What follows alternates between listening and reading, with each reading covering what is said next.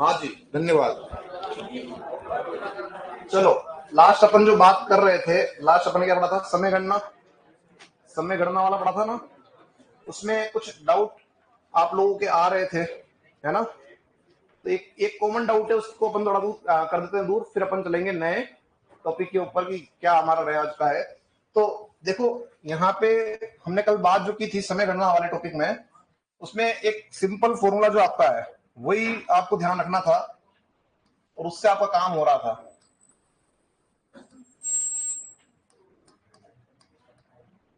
क्या था वो? कि अगर आपको सिंपल केवल समय वाला आपको जो है करना है क्वेश्चन, तो हमें पता है कि ये ईस्ट है और यह वेस्ट। अगर यहां से यहां जाओगे, समय आप जो है आपका क्या हो जाएगा? घटेगा। इसको यहां कर देते हैं। यहां से यहां जाओगे, समय क्या होगा? समय घटेगा। ठीक है, ये अपन ने पढ़ा था। और यहां से यहां आओगे, समय समय बढ़ेगा। अब ये जो फॉर्मूला लागू हो रहा है वो सिंपल जो साधारण सवाल है उसके अंदर, जो साधारण आपके प्रश्न है उन पे ये लागू हो जाएगा। लेकिन अगर प्रश्न आपसे पूछा जाए किसका? सूर्योदय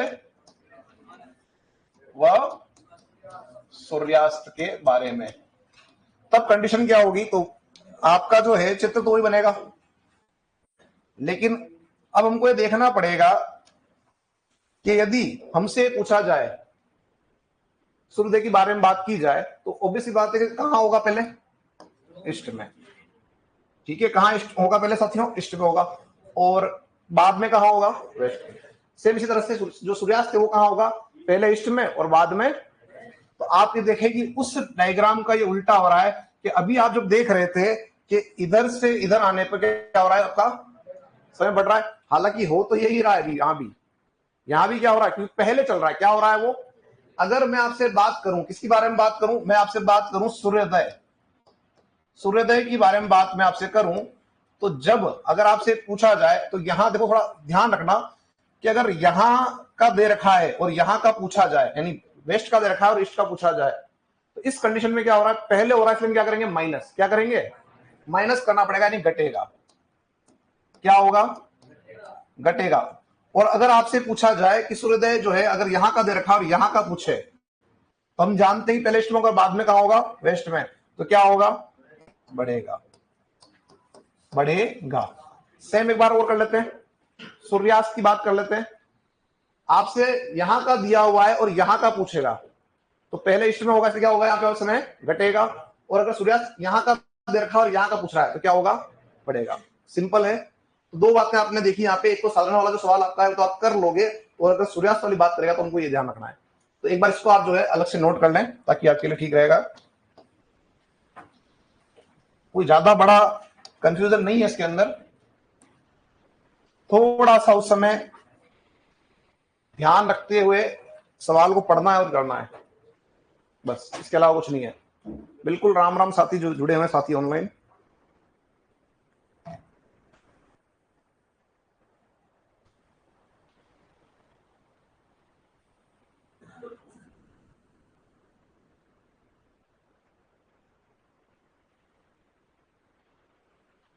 आई थिंक आप कर लोगे, अब तो कोई दिक्कत आएगी नहीं इस तरह के सवालों में।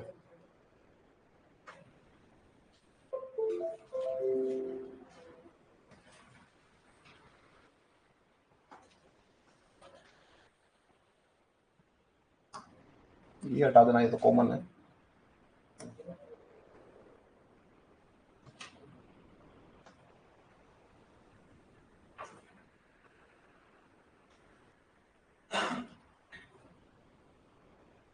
चले इससे आगे।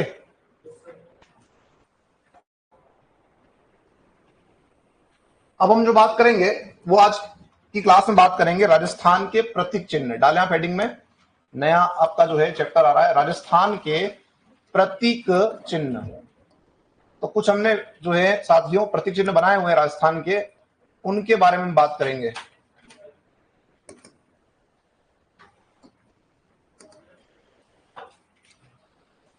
टॉपिक डाल दें आप हेडिंग में। राजस्थान के प्रतीक चिन्ह। आप सभी लोग जो हैं जानते हैं कि राजस्थान के अंदर राज्य पक्षी, राज्य पशु, राज्य वृक्ष, राज्य पुष्प, राज्य गीत, राज्य नृत्य, इनके बारे में बात की जाती है, हाँ या ना? तो वही आपके क्या है, वो प्रतीक चिन्ह है जिनको हम इस क्लास में भी यहाँ पे पढ़ने वाले हैं। क्योंकि अधिकांश जो आपके प्रतीक चिन्ह है उनका संबंध ज्योग्राफी से है। पशु की बात कर लो, पक्षी की बात कर लो, वृक्ष की बात कर लो, पुष्प की बात कर लो, किसमें आ रहे हैं वो ज्योग्राफी के अंदर आ रहे हैं। तो पहले हम उसको देख लेते हैं और फिर जो बचे हुए हैं प्रतीक चिन्ह उनकी हम बात करेंगे। तो शुरुआत करते हैं अपन फटाफट से। यहाँ पे पहला जो आपका बिंदु है, देखें उसको, ये आपका क्या है, राजस्थान का राज्य वृक्ष खेजड़ी, जो कुछ इस प्रकार का आपको दिखाई पड़ता है। लगभग हम सभी लोगों ने देखा है, हाँ या ना? अब देखो खेजड़ी जो आपका है, इससे 1983 के अंदर हम क्या कर रहे हैं, राज्य पुष्प का दर्जा दे रहे हैं। दूसरी बात क्या पूछ सकता है, जो खेजड़ी आपका है इसका वैज्ञानिक नाम क्या है? प्रोसेपिस सिनेरेरिया। सिनेरेरिया, यह इसका क्या है, वैज्ञानिक नाम आपका है। अब इसके बारे में हम और बात यहां करेंगे कि ये तो आपने बात कर ली वैज्ञानिक नाम की, लेकिन इसके अन्य भाषाओं में भी नाम है।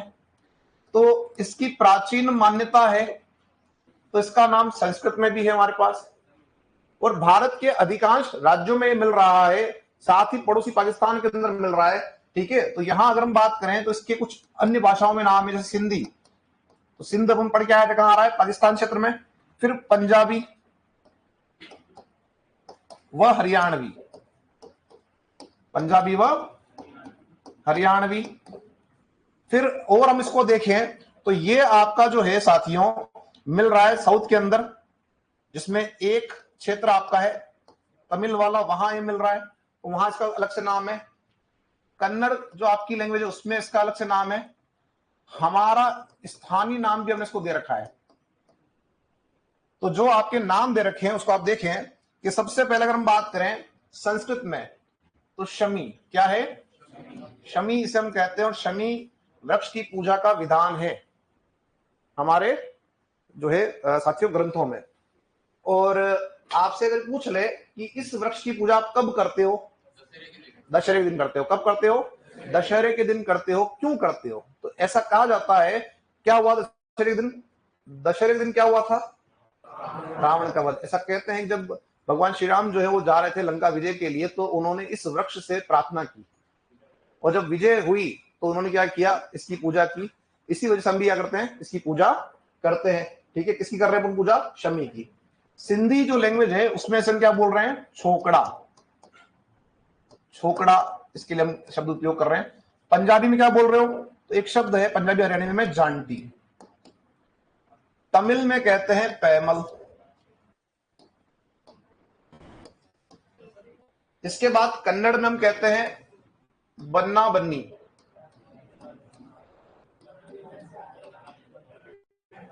क्या हो गया साथियों, कुछ कहना चाह रहे हो? कोई डाउट हो तो बता दो। ठीक, किसी अगर दिमाग में ये बात आ रही हो कि सर श्रीलंका विजय करने गए, श्रीलंका में पेड़ कहां से आ गया, ऐसा तो नहीं आ रहा किसी दिमाग में?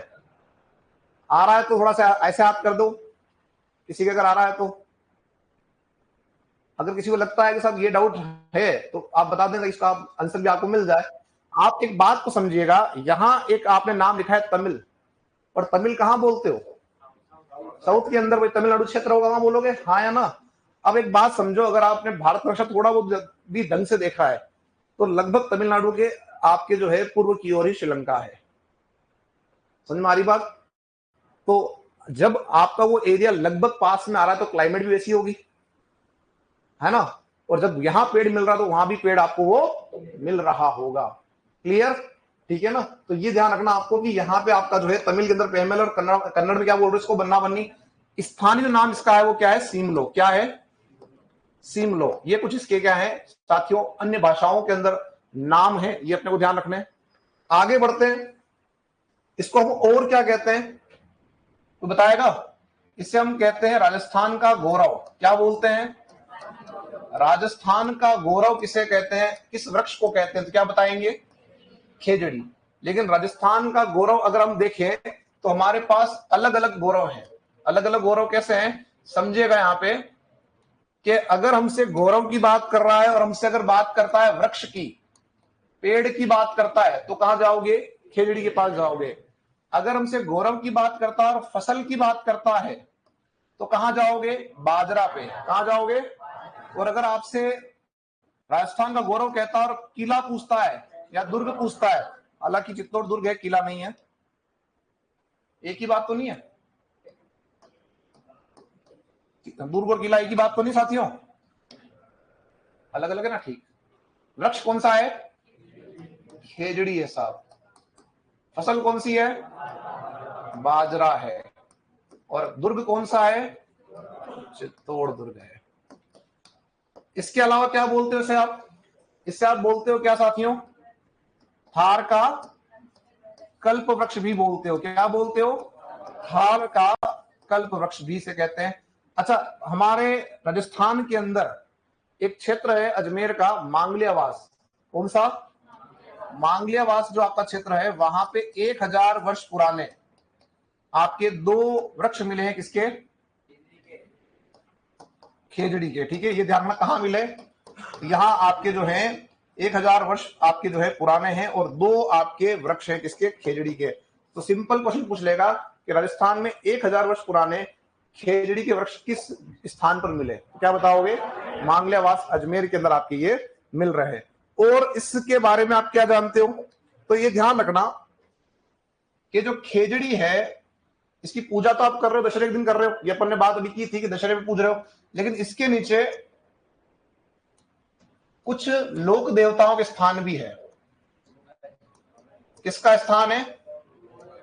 गोगा जी। और एक तो गोगा जी और एक आपका है झुंझार जी। इन 2 के स्थान, जो 2 के थान जो देवरे होते हैं, वो आपके कहां है? इस वृक्ष के नीचे, यानी कि आपके खेजड़ी वृक्ष के नीचे बनाए जाते हैं। ध्यान रखिएगा। आगे बढ़ते हैं। और क्या बात हम इस ध्यान रखनी इसमें हमारे को, कि एक घटनाक्रम हुआ था मारवाड़ के अंदर इन वृक्षों को बचाने के लिए। जैसे आप जानते हैं खेजड़ली आंदोलन, ये आप इतिहास या संस्कृति में पढ़ लेंगे। और ये जो खेजड़ली आंदोलन है, इसमें एक छोटा सा घटनाक्रम मैं इसमें बता दूं आप लोगों को कि 1730 के अंदर ये आपका कांड हुआ है, जिस समय आपके जो है शासक कौन थे? अभय सिंह। कौन थे? अभय सिंह जो है उस समय शांति काल में थे, मतलब आसपास कोई युद्ध नहीं था, तो बैठे हुए थे आराम से। अच्छा, घटनाक्रम कब हुआ? 30 में तो हुआ, कोई तिथि तो नहीं इसकी, ये तो दिनांक है, 12 सितंबर तो दिनांक हो गई। अरे मेला कब पड़ता है? भाद्रपद शुक्ल दशमी, मतलब भाद्रपद महीने की घटना है। अरे हाँ या ना? अब तुम्हें दिमाग लगाओ साथियों कि भाद्रपद महीने की घटना है, यानी सावन बीत चुका है, बारिश चली गई है भाई, सावन के बाद भादो आता है ना। अरे हाँ या ना?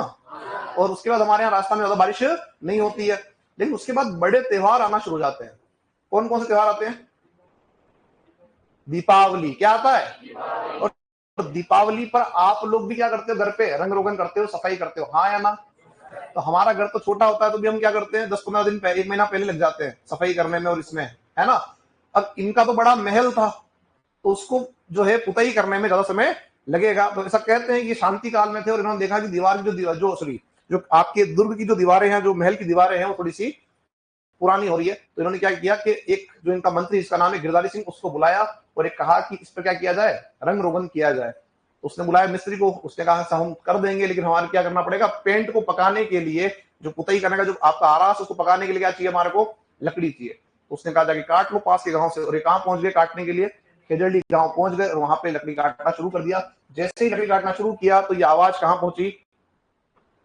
और वो दौड़ते हुए आई और उन्होंने इसका विरोध किया। विरोध करते करते क्या हुआ कि पूरा गांव इकट्ठा हो गया और लगभग 363 लोग इसमें इकट्ठे हो गए, जिसमें बच्चे बूढ़े सब थे। ठीक है, और एक ही आदेश दिया गया, किसने? गिरधारी सिंह ने। और उसके कहने पर आपके जो है इन लोगों को वृक्ष में काट दिया गया। यही कांड क्या कहलाया? खेजड़ली कांड आपका यह कहलाया है, ये आपको ध्यान रखना है। और ये जो घटनाक्रम आपने देखा है, कब का है? 1730 का है। और हम एक और बात ध्यान रखेंगे कि अगर हमसे पूछा जाए कि खेजड़ली दिवस कब मनाया जाता है, तो जो खेजड़ली दिवस आपका है वो मनाया जाता है 12 सितंबर को मनाया जा रहा है। 1978 से आपने इसको मनाना प्रारंभ किया है। कब से? 1978 से इसको आप मना रहे हैं इस दिवस को, ये आपको ध्यान रखना है। और क्या बात ध्यान रखनी इसके अंदर हमारे को, तो हम चलते हैं आगे। एक बात तो जानना कि कुछ इसको जो है नुकसान पहुंचाने वाले भी हैं, कुछ इसको क्या कर रहे हैं साथियों, नुकसान भी पहुंचा रहे हैं। उसमें से एक है सेलेस्ट्रेना कीड़ा। सेलेस्ट्रेना कीड़ा एक कीड़ा है जिसका नाम क्या है, और एक कवक है जिसका नाम है ग्लाइकोट्रोमा। ग्लाइकोट्रोमा, ये दो जो आपके हैं, ये खेजड़ी को आप क्या करते हैं, नुकसान पहुंचाते हैं। सिंपल क्वेश्चन पूछ लेगा कि सेलेस्ट्रेना कीड़ा व ग्लाइकोट्रोमा कवक किस वृक्ष को नुकसान पहुंचाते हैं? किसको पहुंचाते हैं?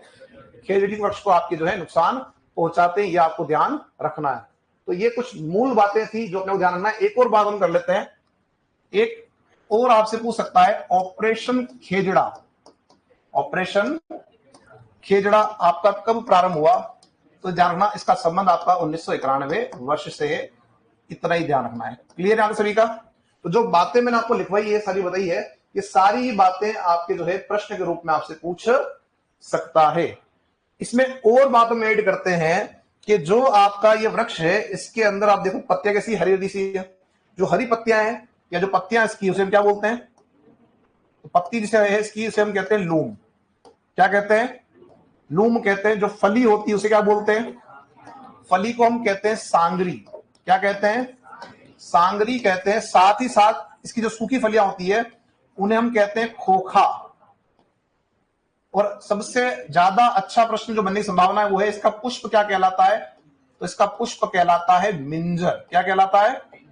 मिंजर कहलाता है, ध्यान रखना। और मिंजर किसकी रचना है साथियों? कन्हैयालाल सेठिया की एक कृति का नाम भी मिंजर है, ये भी आपको ध्यान रखना है। तो राजस्थान में मिंजर क्या है? एक सिंपल क्वेश्चन, राजस्थान में मिंजर क्या है? और वहां चाहे एग्जामिनर दो ऑप्शन दे सकता है आपको, और नीचे दे सकता है ए व बी, ए व सी। तो वहां ध्यान रखना कि सब कन्हैयालाल सेठिया की रचना का नाम भी वही है, और जो आपकी खेजड़ी वृक्ष का की जो पुष्प है उसका नाम भी मिंजर है। क्लियर है यहाँ तो सभी का? तो आप हाँ ना नहीं बोलते। तो मेरी क्लास में हाँ और ना थोड़ा सा ज्यादा इंपॉर्टेंट है। हाँ हो जाएगा तो मेरे को लगेगा हाँ बात पहुंच गई, ना हो जाएगा तो मुझे लगेगा बात रास्ते में रुक गई है। ठीक है, चलो शुरू करें आगे। लिखिए आप, इसमें डालें हेडिंग साथियों, राज्य वृक्ष खेजड़ी। राज्य वृक्ष खेजड़ी। राज्य वृक्ष खेजड़ी। खेजड़ी लिखें। इससे 1983 में, इससे 1983 में 1983 में राज्य वृक्ष घोषित किया गया। राज्य वृक्ष घोषित किया गया। राज्य वृक्ष घोषित किया गया। घोषित किया गया। नेक्स्ट, वैज्ञानिक नाम। वैज्ञानिक नाम। वैज्ञानिक नाम प्रोसेपिस सिनेरेरिया। प्रोसेपिस आ सकता है, प्रोसोपिस आ जाए, ठीक है ना। प्रोसेपिस सिनेरेरिया। प्रोसेपिस सिनेरेरिया। नेक्स्ट लिखें, खेजड़ी की पत्तियों को लूम। खेजड़ी की पत्तियों को लूम। लूम कोमा लगाओ। हरी फलियों को सांगरी। हरी फलियों को सांगरी। सांगरी कोमा लगाओ। सूखी फलियों को खोखा। सूखी फलियों को खोखा। सूखी फलियों को खोखा। वह पुष्प को मिंजर कहते हैं। वह पुष्प को मिंजर कहते हैं। पुष्प को मिंजर कहते हैं। क्लियर यहां पर सभी का? आगे अगला लिखें, खेजड़ी के अन्य नाम। खेजड़ी के अन्य नाम, और आप इनको सीक्वेंस उतार लीजिएगा। खेजड़ी के अन्य नाम, और इसे आप जो है उतार लीजिएगा सीक्वेंस में। खेजड़ी के अन्य नाम, अन्य नाम।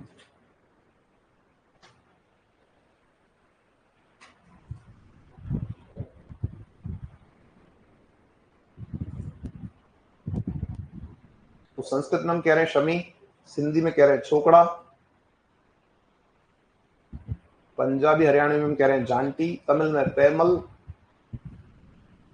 कन्नड़ में बन्ना मन्नी, और स्थानीय जो नाम इसका है वो सीमलो, सीमलो।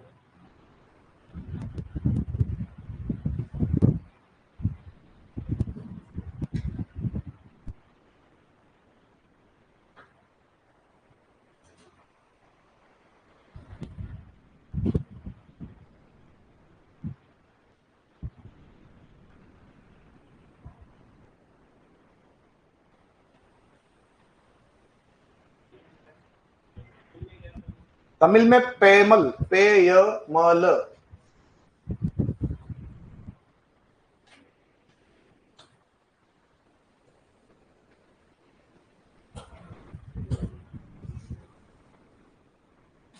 कंप्लीट है। चले से बना के चलिए अगला लिखिए नेक्स्ट। खेजड़ी को, बाकी है क्या? बेटा मैं पूछ रहा हूँ साथियों आप लोगों से कि कंप्लीट है, आप बोल नहीं रहे हो हैं?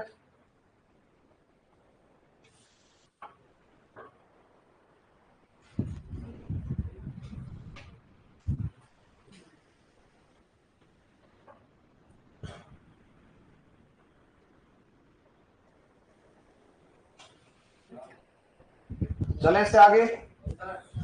ठीक, अगला लिखिए नेक्स्ट। खेजड़ी को राजस्थान का गौरव, खेजड़ी को राजस्थान का गौरव भी कहते हैं।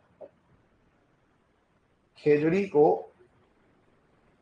राजस्थान का गौरव भी कहते हैं, राजस्थान का गौरव भी कहते हैं। और आप चाहें तो इसको इस तरह से बना भी सकते हैं, साइड में कोष्टक बना के, ब्रैकेट बना के, ताकि आपको याद रहे कि तीनों बातें अलग अलग है। तो अलग से ब्रैकेट बना के लिख दें राजस्थान का गौरव, और तीनों बातें आप उतार लें इस तरह से। वृक्ष में खेजड़ी आ जाएगा, फसल में बाजरा आ जाएगा, और दुर्ग में आपका आ जाएगा चित्तौड़।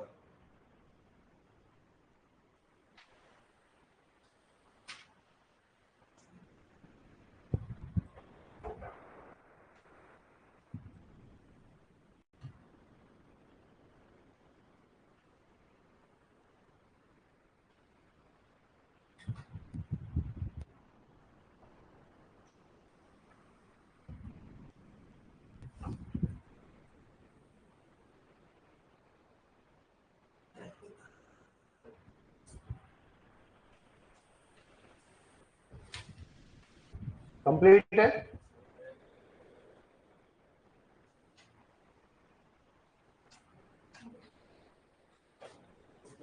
चले से आगे।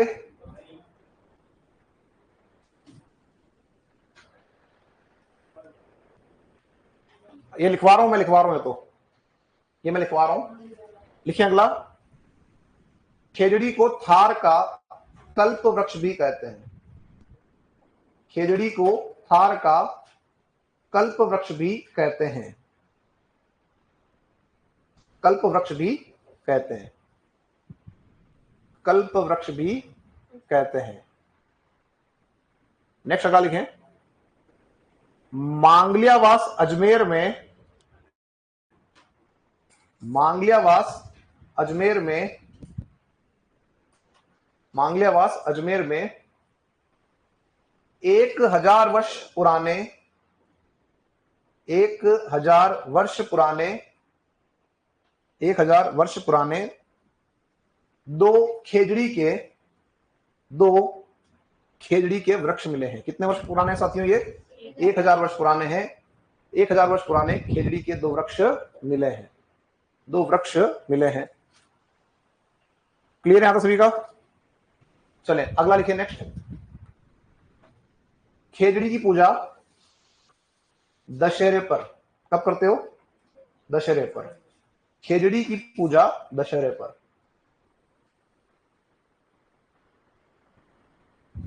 खेजड़ी की पूजा दशहरे पर। ठीक है, नेक्स्ट अगला पॉइंट, खेजड़ी वृक्ष के नीचे, खेजड़ी वृक्ष के नीचे, खेजड़ी वृक्ष के नीचे नीचे गोगाजी व झुंझारजी, गोगाजी व झुंझारजी का थान होता है। थान मतलब चबूतरा या देवरा। गोगाजी व झुंझारजी का थान होता है, गोगाजी व झुंझारजी का थान होता है। अब ये बताइए कि ये दोनों जो हैं क्या ये पंचपीर हैं? एक ही है। टोटल कितने पंचपीर हैं? 5। सबको याद है? Very good. हाँ ठीक है, ये थोड़ा सा अटपटा सा जब मैं पढ़ता था तो मैंने एक सिंपल सा काम कर रखा था। ठीक है, कि हम सुबह नाश्ते में ज्यादातर क्या खाते हैं? पोहा। तो गरम पोहा क्या कर रखा था? गरम पोहा। तो ग से गोगा जी हो गए, र से रामदेव जी, म से मेहा जी, और प से बाबू जी, और ह से खड़बू जी। अब जब भी तुम पोहा खाओ तो 5 बार नाम ले लेना, तुम्हारा कोई दिक्कत नहीं आनी। ठीक है ना? और हाँ, तुम्हारी जो ट्रिक है वो अच्छी बात है। अब अपनी ट्रिक को तुम ऊपर रखोगे मुझे पता है, मगर मैं तुम्हारे को बता रहा हूँ एक सिंपल जो हमने जो तैयार कर रखी थी वो ऐसे। क्योंकि ये आर्ट एंड कल्चर जो है, मैं आपको बता दूं रियलिटी में क्या स्थिति है आर्ट एंड कल्चर की। आर्ट एंड कल्चर स्टार्टिंग में पढ़ना शुरू किया और वास्तविकता हमको समझ में नहीं आता था कि कोई कहाँ जन्म ले रहा है, कहाँ युद्ध कर रहा है और कहाँ उसकी मृत्यु हो रही है, कहाँ कहाँ देवरे बन रहे हैं। ये रियलिटी है कि नहीं? ठीक है, अब वो एक स्थान पे, जैसे मान लो मैं उदयपुर पैदा हुआ, मेरा देवरा उदयपुर बना, तो कोई दिक्कत है ही नहीं। लेकिन अब वो वहां जन्म हुआ और कहीं और युद्ध किया और उनकी जो है समाधि कहीं और बनी, तो ये थोड़ा सा क्या होता है कंफ्यूजन। तो शुरुआत की कुछ जो समय है वो तो मैंने इसको पढ़ा, और उसके बाद मेरे को ध्यान आता है कि मैंने बाद में इसको कभी पढ़ी नहीं, कभी इसको आर्ट एंड कल्चर को नहीं देखा, क्योंकि बस उस समय पता था कि हाँ अब आएगा तो अपन कुछ जो है कर लेंगे। क्योंकि आपने तब तक कितने एमसीक्यू कर लिए थे, इतने आपने जो है पीवाईक्यू कर लिए थे कि अब आपको हो गया था कॉन्फिडेंस कि हाँ आएगा तो अपन इसको कर लेंगे। क्योंकि देखो 2 क्वेश्चन के चक्कर में मैं अगर ज्यादा समय बिगाड़ दूं जिसमें मुझे आ ही नहीं रहा, इंटरेस्ट ही नहीं आ रहा, मुझे याद ही नहीं हो रहा है, तो उसके चक्कर में अगर मैं जो है समय बिगाड़ दूं, ऐसा काम क्या करना है, नहीं करना है। क्योंकि स्किप करना भी आना चाहिए। तो कई बार ऐसा होता है कि हमको लग रहा है कि साहब बिंदु ऐसा है कि जो मेरे पल्ले कहीं पड़ता ही नहीं है, तो वो आपको स्किप भी करना पड़ेगा। क्योंकि सिलेक्शन का ये एक तरीका ये भी है, क्योंकि आप देखो कि 100 में 100 तो लागे से गए, और उस 2 के चक्कर में अगर आप जो है वो 20 को खो दोगे तो वो दिक्कत है। हाँ, और देखो एक और बात बता दो लास्ट, फिर अपन चलते हैं कि कई बार क्या होता है कितना ही पढ़ लो और वो बिंदु समझ में नहीं आता, तो हो सकता है कि अरे तो पढ़ के आया था, मतलब करूंगा तो हूं, भले ही नहीं आ रहा, लेकिन क्या हुआ, मैंने पढ़ के तो आया था 2 क्वेश्चन करूंगा तो, और मान लो 2 क्वेश्चन कहां चले गए, नेगेटिव में। तो ये दिक्कतें आती है। तो आप भी थोड़ा ध्यान रखना इन चीजों का कि अगर कुछ ऐसा लग रहा है ना कि हाँ बिल्कुल ही पल्ले नहीं पड़ा, तो उसको थोड़ा सा स्किप करना भी जरूरी है। आगे बढ़ते हैं यहां से। क्या लिखा आपने लास्ट? ये लिख दिया खान। अगला लिखिए नेक्स्ट, खेजड़ली आंदोलन 1730 में। खेजड़ली आंदोलन कब हुआ?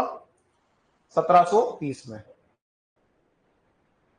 1730 में ये घटनाक्रम मैंने आपको सुना दिया था, ये आप वहां पर लिख लोगे, अभी इसको यहां लिखेंगे अपन।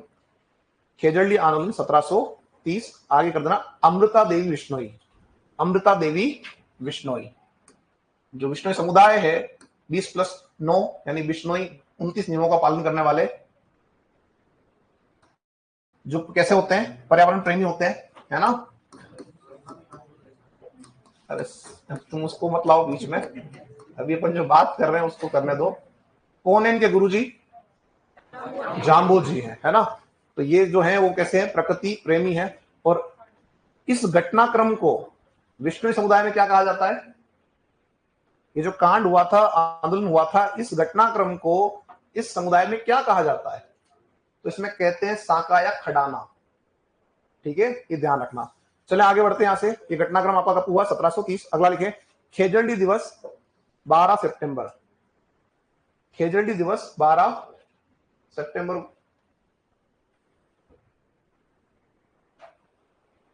खेजड़ली दिवस 12 सितंबर। और इसमें कर देना यह 1978 से मनाया जा रहा है। कब से मना रहे हो? 1978, 1978 से मनाया जा रहा है। 1978 से मनाया जा रहा है। जा रहा है। क्लियर है आता सभी का? अगला लिखिए नेक्स्ट। खेजड़ी को सेलेस्ट्रेना कीड़ा व ग्लाइकोट्रोमा कवक नुकसान पहुंचाते हैं। सेलेस्ट्रेना कीड़ा व ग्लाइकोट्रोमा कवक नुकसान पहुंचाते हैं। तो कौन नुकसान पहुंचा रहा है इसको? एक तो कीड़ा है और एक कवक है। क्लियर है आप सभी का? अगला लिखिए नेक्स्ट। ग्लाइकोट्रोमा कवक और सेलेस्ट्रेना कीड़ा जो आपका नुकसान पहुंचाते हैं। अगला लिखिए नेक्स्ट। ऑपरेशन खेजड़ा 1991 में प्रारंभ हुआ। ऑपरेशन खेजड़ा 1991 में प्रारंभ हुआ। कब प्रारंभ हुआ? 1991 के अंदर आपका जो है प्रारंभ हुआ है। तो ये हमने बात कर ली किसके बारे में? खेजड़ी जो हमारा वृक्ष है, राज्य वृक्ष, उसके बारे में। अब हम चलते हैं कहां पे? राज्य पुष्प की तरफ। और जो हमारा राज्य पुष्प है वो है रोहिड़ा का पुष्प। किसका पुष्प है? रोहिड़ा का पुष्प है। इससे भी 1983 के अंदर ही दर्जा आप दे रहे हो। फिर साथ ही में बात ध्यान रखना कि इस तरफ आप देख लें इस चित्र में, ये कुछ इस प्रकार का ये आपका रोहिड़ा का वृक्ष है और इसके ऊपर ये पुष्प लगे हुए हैं जो कुछ इस प्रकार का आपको दिखाई पड़ रहा है, पीला व केसरिया। कैसे दिख रहा है साथियों? ये दिख रहा है पीला व केसरिया आपको दिखाई पड़ रहा है। अब इसमें कुछ बातें हमको ध्यान रखनी है। पहली बात तो यह कि जो आपका रोहिड़ा है उसका वैज्ञानिक नाम क्या है? टिकोमेला अंडुलेटा इसका नाम है। और इससे आप क्या कह रहे हो? इससे आप कह रहे हो मारवाड़ का सागवान कह रहे हो। और सागवान को ही क्या कहते हो? टीक। तो मारवाड़ का सागवान, या इसे हम क्या कह रहे हैं? टीक कह रहे हैं। और जब इसके ऊपर पुष्प लगते हैं तो ये अच्छा दिखता है, इसलिए हम इसे कहते हैं मरुशोभा। क्या कहते हैं इसको अपन? मरुशोभा के नाम से भी इसको हम जानते हैं। किसे जानते हैं? आपका जो वृक्ष है रोहिड़ा, उसे। फिर हम बात करते हैं आगे चल के कि इसके जो पुष्प हैं वो कब खिलते हैं? तो ये खिलते हैं मार्च अप्रैल में। कब खिलते हैं? मार्च अप्रैल में आपके जो है वो पुष्प खिलते हैं। और जो पुष्प है उनका कलर कैसा बताया मैंने आपको? पीला व केसरिया। ये किस इलाके में ज्यादा मिलेगा? तो ये मिलेगा आपके पश्चिमी राजस्थान में, जो मारवाड़ का इलाका उस तरफ मिलेगा ज्यादा। अब इसमें और बात क्या ध्यान रखनी है कि इसको भी नुकसान पहुंचाता है कौन? तो एक चूहा है। कौन है? एक चूहा है जो इसे नुकसान पहुंचाता है। ध्यान रखना, जरविल जो चूहा है वो जरविल चूहा इसे नुकसान पहुंचाता है। क्लियर है आपको सभी का? कौन पहुंचा नुकसान? और उधर कौन था? उधर कीड़ा था और एक कवक था। कौन था? सेलेस्ट्रेना कीड़ा और ग्लाइकोट्रोमा कवक। और यहाँ चूहा कौन सा है? जरविल। ये दोनों बातें आपको ध्यान रखनी है। तो शुरू कर लिखना साथियों उसमें, राज्य पुष्प रोहिड़ा का पुष्प। राज्य पुष्प रोहिड़ा का पुष्प।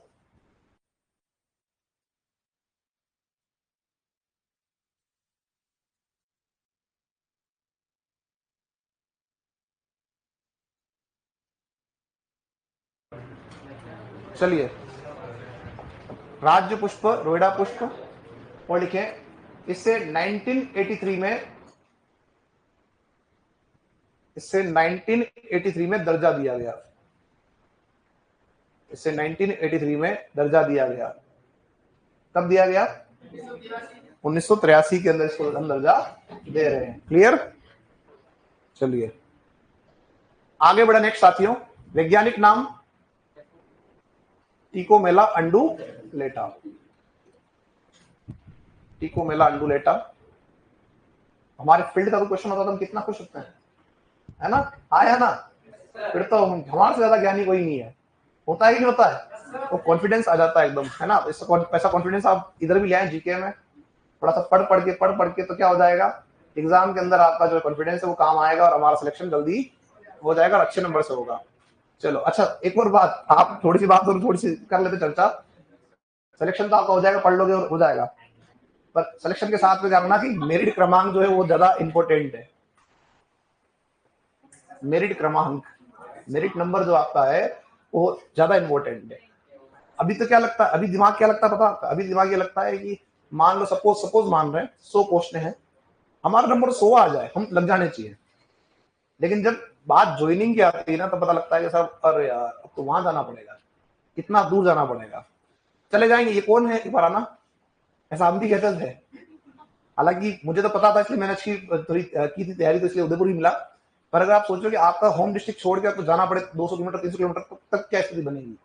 और खास तौर से ऐसी देवियों, आपको तो कोई दिक्कत नहीं आती, आप लोगों को पहले बुलाते हैं। भले आप 100 स्थान में भी आओगे तो आपको पहले बुलाया जाएगा कि मैडम आप आइए और अपना चयन स्थान का चयन कीजिए, ठीक है।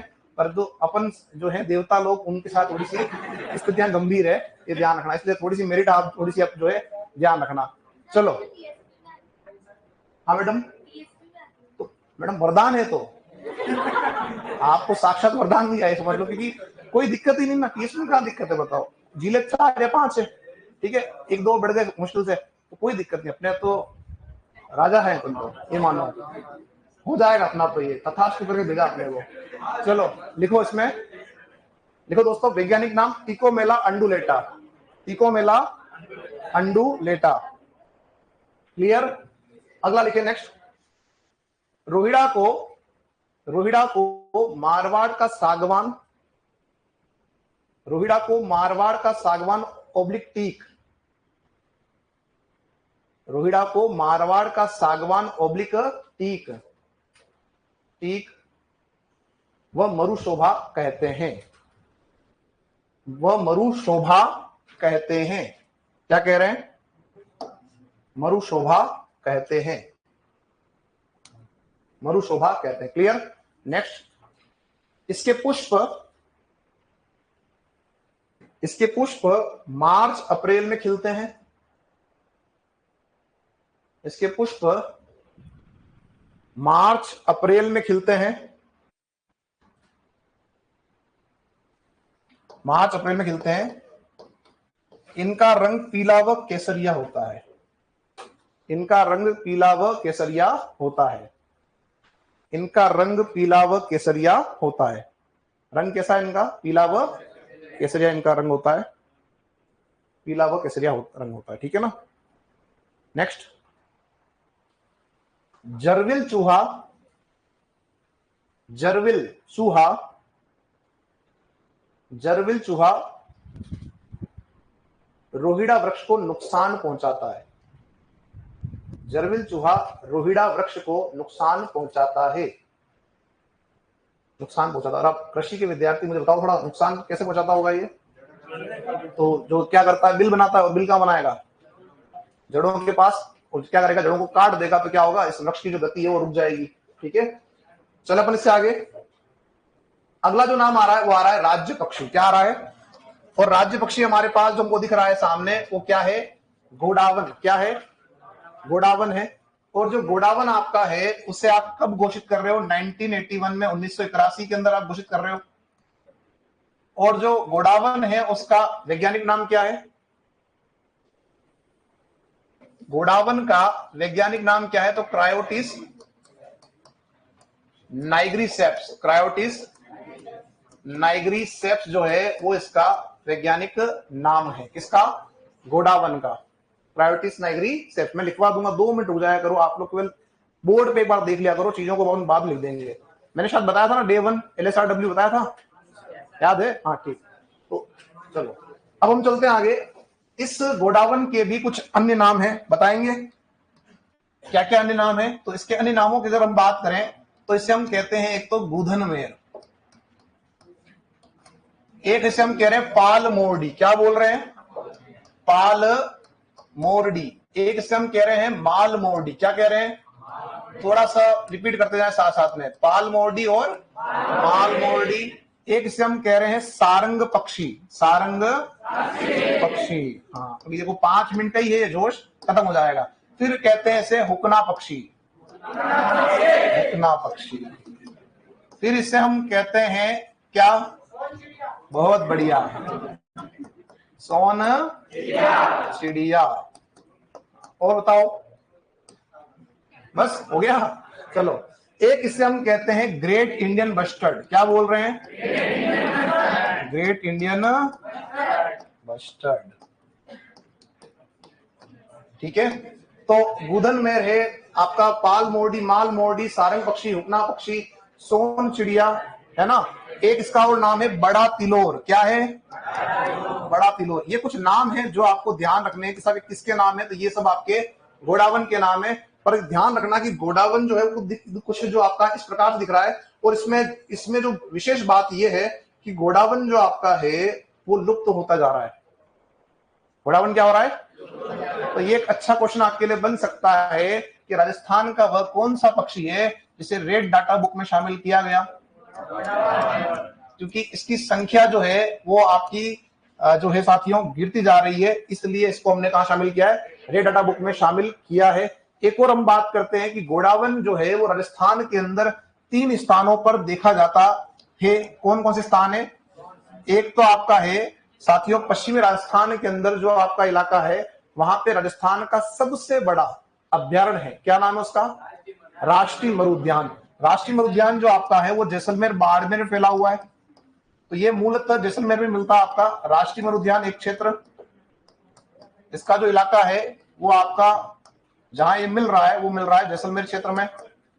फिर एक आपका स्थान है सोरसेन। क्या नाम है?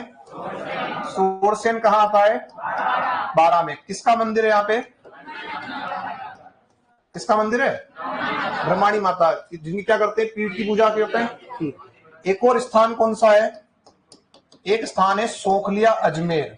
ये 3 स्थान आपके जो है जहां पे गोडावन आपका राजस्थान में मिलता है। लेकिन ध्यान रखना कि पिछले कुछ समय से इन दोनों स्थानों पर गोडावन नहीं मिल रहा है, केवल और केवल कहां मिल रहा है? जैसलमेर के अंदर मिल रहा है, क्योंकि यहाँ पे आपका जो है दिखाई नहीं दे रहा आजकल गोडावन। एक और हम बात करते हैं कि साहब इसी जगह पर आप गोडावन को बचाने के लिए प्रयास कर रहे हैं, और इसका ध्यान रखना कि एक बचाव कार्य चल रहा है जिसे हम कह रहे हैं project bustard. Project bustard. Simple question आ जाएगा कि प्रोजेक्ट बस्टर्ड का संबंध किससे है? तो गोडावन से। किससे है? गोडावन से संबंध आपका है प्रोजेक्ट बस्टर्ड का, ये ध्यान रखिएगा। आगे और बढ़ते हैं हम कि गोडावन को बचाने के लिए आप और कुछ काम कर रहे हैं, तो ध्यान रखना कि एक आपका जंतुआलय है कहां पे? जोधपुर। तो जोधपुर जो जंतुआलय आपका है वहां पर आपने क्या किया? आपने इस गोडावन का कृत्रिम प्रजनन केंद्र स्थापित किया। क्या स्थापित किया? कृत्रिम प्रजनन केंद्र स्थापित किया। तो बात दिमाग में आनी चाहिए, गोडावन का जो कृत्रिम जो प्रजनन केंद्र है वो कहां है? जोधपुर जंतुआलय में है। लेकिन जोधपुर जंतुआलय के जंतु कहां चले गए? तो ध्यान ये रखना कि जोधपुर जो जंतुआलय आपका है वहां पे जंतु अभी नहीं है, क्योंकि इन जंतुओं को शिफ्ट कर दिया गया कहां पे? माचिया सफारी पार्क में। और ये जंतुआलय क्या हो गया? खाली हो गया, जिसका उपयोग आप किस तरह से कर रहे हो। हालांकि हम ये पढ़ेंगे वन और वन्यजीव, तभी सारी बातें वहां करेंगे। जैसे भी आप बैठे उदयपुर में, उदयपुर का एक आपका जो है जंतुआलय जिसका नाम है गुलाब बाग। क्या नाम है? राजस्थान का दूसरे नंबर का आपका जंतुआलय था। यहाँ के जंतुओं को कहां डाल दिया आपने? सज्जनगढ़। कहां डाल दिया? यहाँ वाले यहीं गए, सज्जनगढ़ है ना, वहां चल नहीं गए। तो सज्जनगढ़ ये खाली हो गया। ये खाली हो गया तो आपने क्या किया यहाँ पे? बिल्कुल, क्या स्थापित किया? Bird sanctuary. क्या स्थापित किया आपने? तो ऐसे कुछ आपके जंतुआलय हैं जिनका उपयोग अपन ने कहीं ना कहीं किया है। ठीक है, तो उनमें से एक आपका है कौन सा? जोधपुर जंतुआलय। इसमें हमने क्या किया है? गोडावन का कृत्रिम प्रजनन केंद्र स्थापित किया। एक और छोटी सी बात, गोडावन अपने अंडे कहां देता है? सेवन घास। अब इसका जो है इसके लुप्त होने का, इसकी संख्या कम होने का सबसे बड़ा कारण भी आपका यही है कि ये अपने अंडे जमीन पे दे रहा है। कहां दे रहा है? जमीन पे दे रहा है। और जब अंडे जमीन पर पड़े हुए हैं तो कोई ना कोई पक्षी या कोई ना कोई जंतु जो है उसे खा लेगा। दूसरा क्या हो रहा है कि जो मानवीय क्रिया है उस तरफ बढ़ चुकी है। ठीक है, जैसे मान लो किसी खेत के अंदर अंदर आपने दे दिए अंडे, और क्या हुआ कि वहां पे किसी ने हल चला दिया या कोई मशीन चला दी, तो क्या हुआ? वो अंडे टूट जाएंगे। इस वजह से क्या हो रहा है? इसका जो विकास है, इसकी जो संख्या है वो दिन ब दिन घटती जा रही है। मानवीय क्रियाओं के बढ़ने से इस क्षेत्र में इसका विकास रुक गया है, ध्यान रखना। आगे बढ़ते हैं यहां से। तो ये हमने कुछ बातें कर ली है किसके संदर्भ में? ये हमने बातें कर ली आपके गोडावन के संदर्भ में, जो हमसे प्रश्न पूछ सकता है उसके बारे में। चलिए लिखिए साथियों, राज्य पक्षी गोडावन 1981 1981 में दर्जा कब दे रहे हो? 1981 में। दर्जा 1981 में। फिर लिखे नेक्स्ट, वैज्ञानिक नाम क्रायोटिस नाइग्रीसेप्स। वैज्ञानिक नाम क्रायोटिस नाइग्रीसेप्स। क्रायोटिस नाइग्रीसेप्स। क्रायोटिस नाइग्रीसेप्स। लिखिए अन्य नाम। अन्य नाम, और अन्य नामों को आप जो है साथियों यहां उतार लें फटाफट से।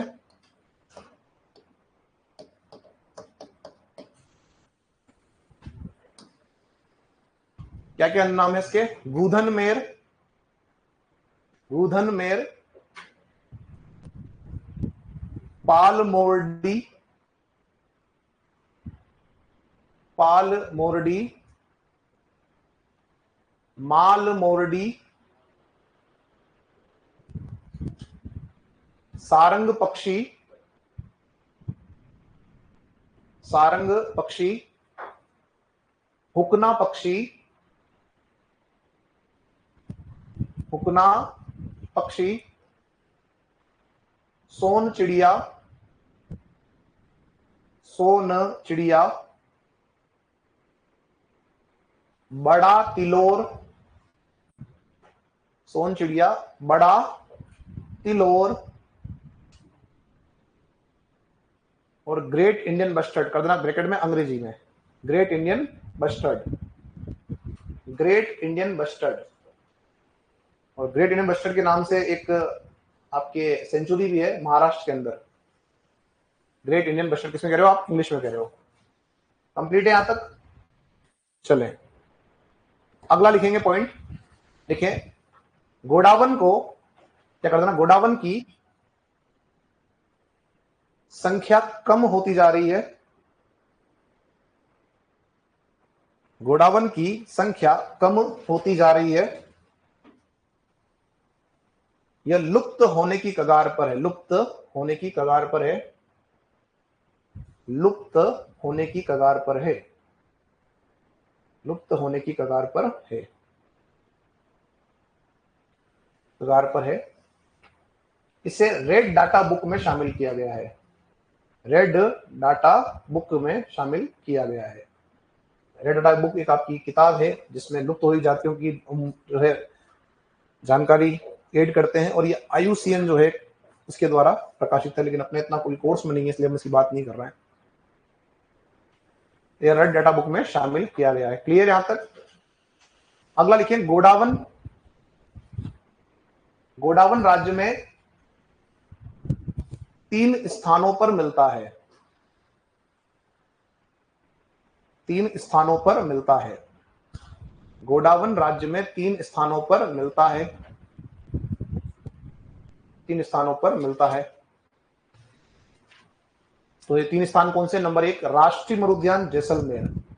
हालांकि मरुद्यान का जो क्षेत्र है वो जैसलमेर बाड़मेर में है, लेकिन जो गोडावन का क्षेत्र है वो केवल कहां है आपका? वो आपके जैसलमेर में। तो देखें राष्ट्रीय मरुद्यान जैसलमेर, जैसलमेर, सोरसेन 12, सोरसेन 12, और सौखलिया अजमेर, सोरसेन 12 और सौखलिया, सौखलिया अजमेर, सौखलिया अजमेर। कंप्लीट है यहां तक?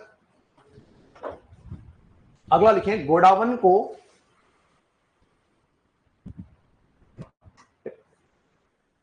बचाने के लिए, गोडावन को बचाने के लिए, बचाने के लिए जैसलमेर में प्रोजेक्ट बस्टर्ड, जैसलमेर में प्रोजेक्ट बस्टर्ड चलाया जा रहा है, प्रोजेक्ट बस्टर्ड चलाया जा रहा है, जा रहा है। यहीं पर आपका एक हैंचिंग सेंटर बनाया गया जिसमें वो जो कृत्रिम रूप से अंडे को तैयार करते हैं, है ना, कहां पे? इसी के तहत आपका जो है हैंचिंग सेंटर आपका बनाया गया है। किसके लिए? गोडावन के लिए। किसके तहत बनाया गया है? इसी प्रोजेक्ट बस्टर के तहत आपका बनाया गया। शायद किसी एग्जाम में क्वेश्चन था ये हैंचिंग वाला, उसका संबंध इसी से था। आगे बढ़ते हैं यहां से। अगला लिखे नेक्स्ट, गोडावन का कृत्रिम प्रजनन केंद्र, गोडावन का कृत्रिम प्रजनन केंद्र, कृत्रिम प्रजनन केंद्र जोधपुर जंतुआलय में। गोडावन का कृत्रिम प्रजनन केंद्र कहां है साथियों? जोधपुर जंतुआलय में, जोधपुर जंतुआलय में। नेक्स्ट लिखें, गोडावन अपने अंडे सेवन घास में देता है। गोडावन अपने अंडे सेवन घास में देता है। कौन सी घास में देता है? सेवन घास में। गोडावन अपने अंडे सेवन घास में देता है, सेवन घास में देता है। क्या? हाँ बिल्कुल हो जाएगी ना, मैं कह रहा हूं मानवीय क्रियाओं होने से, गतिविधियां होने से ये पूरा जो एरिया है वो चेंज हो गया। इसकी जो हम कह सकते हैं कि इसका इकोसिस्टम है वो पूरा चेंज हो गया। आप खुद समझदार हैं कि पश्चिमी राजस्थान मरुस्थल का इलाका था, आपने वहां इंदिरा गांधी नर्मदा नहरें पहुंचा दी और वहां खेती करना आपने चालू कर दिया। तो आपको ये तो लग रहा होगा कि सब ये तो अच्छी बात है, बिल्कुल अच्छी बात है, लेकिन ये अपने लिए अच्छी बात है। लेकिन जो वहां के जो इकोसिस्टम था, जिसमें वहां के जो जीव थे, उनके लिए वो सब क्या है? नेगेटिव है। समझ में आ रही बात? जैसे मान लो ऊंट है, अब उस ऊंट जो आप है वो आपका कहाँ का है? मरुस्थल का क्षेत्र जो है निवासी बेचारा। अब उस ऊंट को आप ले गए कहाँ पे? लद्दाख, जम्मू कश्मीर ले गए और वहां रख दिया। कुछ समय बाद क्या हो जाएगा? वो मर जाएगा। हाँ या ना? अरे हाँ या ना तो बोल दो। चलो ऊंट को छोड़ो, ऊंट को, आप ऊंट की कोई वैल्यू नहीं आपको, आपको हो, आप खुद हो, आप जो है वो राजस्थान के निवासी हो, आपको उठा के लेकर छोड़ के आगे अंटार्कटिका 6 महीने वहां रह जाओ, तो बिना तैयारी के गए तो क्या होगा? हम कुछ समय बाद जो है वो खत्म हो जाएंगे। हाँ या ना? अब तो लगा ना आपको, खुद के ऊपर ही तो लगता है ना। तो अपने जो है ऊंट के साथ और जो घोड़ा बने इनके साथ भी ऐसे ही हो रहा है। ठीक है, चलते अपन आगे। इससे दर्जा कब दिया गया? इसे दर्जा दिया ना थोड़ी देर पहले दिया अपन ने, देखो ये दिया था, देखो दर्जा यहाँ पे 1981 के अंदर हमने इसको दर्जा दिया था, ये ध्यान रखना। आगे बढ़ते हैं यहां से। अगला जो आपका नाम आ रहा है राज्य पशु। अब राज्य पशु हमारा दो कैटेगरी है। कितनी कैटेगरी है? कि हमारे पास दो है, चिंकारा भी है और ऊंट भी है। चिंकारा भी है और ऊंट भी है। और चिंकारा आपका है, यह ध्यान रखना कि यह वन्य जीव है। कैसा साथियों? ये है, ये वन्य जीव है, ये वाइल्ड लाइफ है। तो वन्य जीव श्रेणी का पूछेगा तो आप बताएंगे किसे? आप बताएंगे चिंकारा को। और अगर आपसे पूछे कि राज्य पशु एक और कौन सा है, तो हमारे पास ऊंट है। ये डोमेस्टिक, कैसा है? ये डोमेस्टिक कैटेगरी का है, ये पालतू है। कैसा है? ये पालतू पशु श्रेणी का पूछेगा तो ये आपको बताना है अपना ऊंट। अब इसमें बात को समझिएगा, यहां से चलते हैं पीछे की तरफ। जो आपका राज्य पशु चिंकारा है, इससे भी 1981 में ही आपका दर्जा दिया। अब एक बात समझिएगा, दो बातें आपको समझ में आ गई होगी कि वृक्ष और आपका जो पुष्प था, वृक्ष और जो पुष्प है, उससे आप जब देखते हैं दर्जे की बात करते हैं तो 1983 में है। वृक्ष और पुष्प, वृक्ष और पुष्प जो है वो आपका कब आ रहा है? 1983 में आ रहा है। और जब हम बात करते हैं आपके राज्य पक्षी और पशु जो आपका है वाइल्ड लाइफ वाला, उसे कब किया गया? 1981 में। कई बार हम पढ़ लेते तो भी हमें क्या होता है कंफ्यूजन। बहुत सिंपल सी इसकी जो है अपन एक बात करते हैं। आप में से अधिकांश लोग, अधिकांश सब लोग जो है कभी ना कभी हम जो है कहीं ना कहीं बाहर खाने के लिए जाते हैं। हाँ या ना? हम सब बढ़िया होटल के अंदर गए, आराम से जाके बैठ गए आराम से। अब क्या होता है? नेक्स्ट प्रोसेस क्या होता है साथियों? कि वेटर आएगा और हमसे पूछेगा क्या खाना है। हाँ या ना? या वो खुद ले आएगा? नहीं। तो आप देखो यहाँ पे कि पहले कौन पहुंचा? खाने वाले। कौन पहुंचा? और बाद में क्या आया? खाना। बाद में क्या आया? अरे वेटर क्या लेके आएगा? खाना लेके आएगा। तो पहले पहुंचे खाने वाले और बाद में क्या आया? खाना आया। तो पहले पहुंचे खाने वाले और बाद में क्या आया? समझ में आ गई बात? अरे हाँ या ना? बस ये आपको कभी जो है दिक्कत तो अब नहीं करेगा। चलो आगे बढ़ते हैं यहां से। राज्य पशु कौन सा हमारा है? चिंकारा है। किस श्रेणी का है? वन्य जीव श्रेणी का। लिखो साथियों, राज्य पशु चिंकारा, राज्य पशु चिंकारा और कर दीजिएगा वन्य जीव श्रेणी का। राज्य पशु चिंकारा और कर दीजिएगा वन्य जीव श्रेणी, वन्य जीव श्रेणी, वन्य जीव श्रेणी। ठीक है, देखिए दर्जा 1981 में, कब दे रहे हो दर्जा इसको? 1981 के अंदर इसको आप दे रहे हो दर्जा, दर्जा दे रहे हैं हम इसको 1981 में। देखिए वैज्ञानिक नाम गजेला, गजेला दिख जाएगा ये, गजेला गजेला, या इसे हम एक और जो है कर देना ब्रैकेट में, गजेला बनेटी, गजेला बनेटी, गजेला गजेला या गजेला बनेटी के नाम से उसको जानते हैं, ध्यान रखिएगा, गजेला गजेला या गजेला बनेटी लिख दिया। नेक्स्ट लिखेंगे, यह पश्चिम राजस्थान में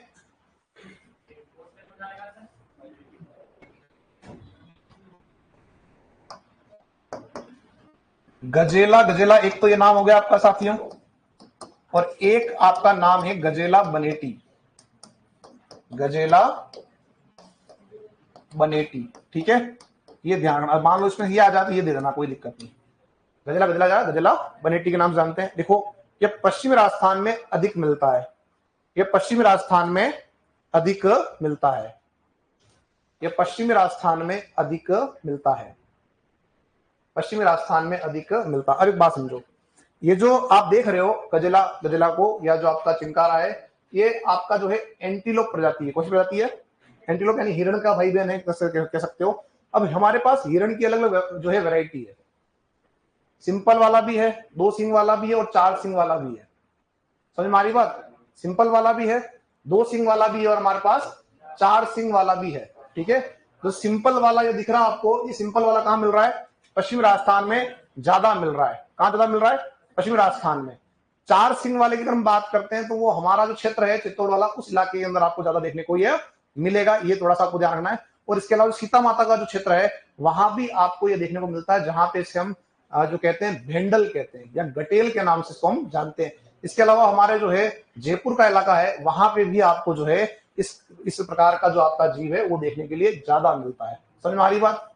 तो 4 सिंह वाला का आपने दक्षिण राजस्थान में है, 2 सिंह वाला अपने जयपुर साइड में है, और ये सिंपल वाला का आपका पश्चिमी राजस्थान के अंदर है। यानी कि हमारे राजस्थान के लगभग हर क्षेत्र में ये मिल जाएगा। क्लियर? चले, तो ये अपनी जो बात है वो हो चुकी है किसके बारे में? आपका जो राज्य पशु था चिंकारा वन्यजीव श्रेणी का, उसके बारे में। अगला डालें हेडिंग में नेक्स्ट, राज्य पशु ऊंट। और इस पशु को अपन पढ़ेंगे कल की क्लास के अंदर, कल की क्लास में बात हम इसकी करेंगे, और कल ये बिंदु खत्म हो जाएगा, फिर अपन नए बिंदु की तरफ जाएंगे। प्रश्न पूछना रहेगा, आज प्रश्न नहीं पूछ पाए, कल पूछेंगे।